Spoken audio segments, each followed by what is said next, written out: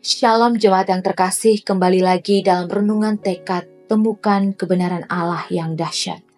Mari kita bersatu dalam doa. Bapa Maha Kasih, kami datang kembali ke hadirat-Mu, menikmati kasih-Mu, menikmati anugerah-Mu, menikmati damai sejahtera yang Kau nyatakan dalam kehidupan kami. Kami juga datang rindu menikmati firman-Mu yang Kau ingin nyatakan dalam hati kami. Oleh sebab itu, bukalah hati kami, pikiran kami, fokus kami, rindu kami hanya untuk dipenuhi oleh kebenaran firman.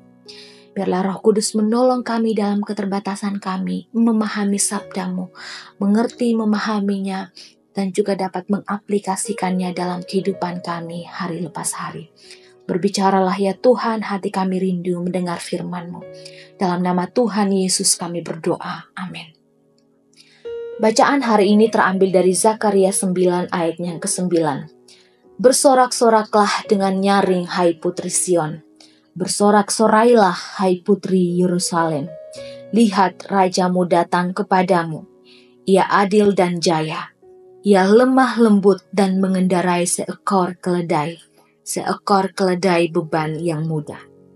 Pada tahun 1959, Martin Luther King Jr. mengunjungi India untuk mempelajari kehidupan dan ajaran Mahatma Gandhi. Sekembalinya dari India, ia berkata, "Saya datang ke India sebagai seorang pemimpin perjuangan hak-hak sipil di Amerika dan kembali sebagai seorang murid dari seorang pemimpin tanpa senjata." Dunia kita sering mengidentifikkan kepemimpinan dengan kekuasaan, strategi militer, dan sebagainya.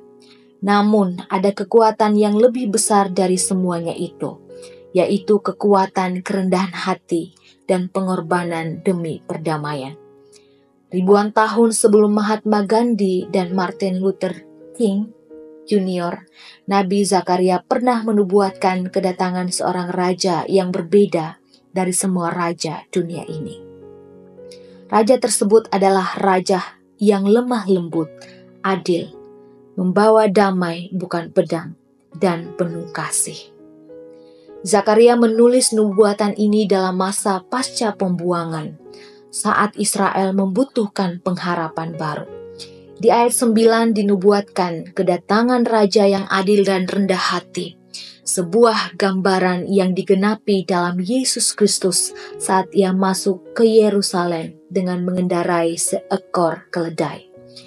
Ini adalah deklarasi mesianik yang menyatakan bahwa Yesus bukan hanya raja bagi Israel, tetapi raja atas seluruh bangsa. Ia tidak datang untuk menghancurkan musuh dengan kekuatan militer, tetapi menghancurkan permusuhan melalui salib.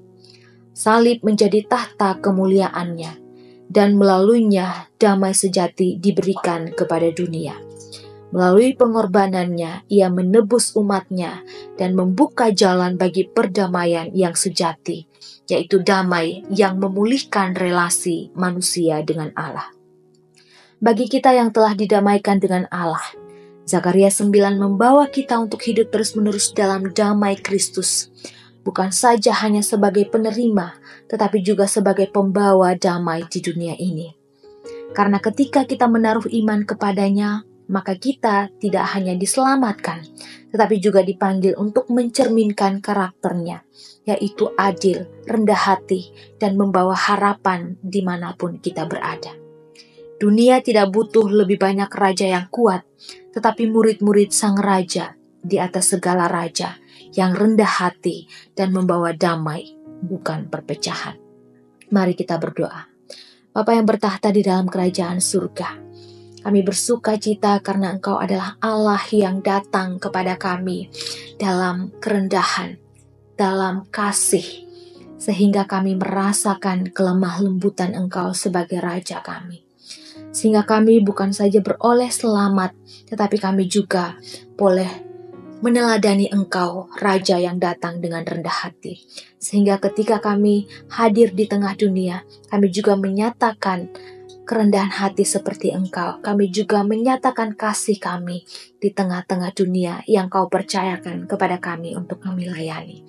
Tuhan, mampukan kami, berikan kekuatan yang daripada-Mu.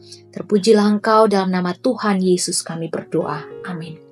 Selamat melakukan kebenaran Allah yang dahsyat. Tuhan Yesus memberkati.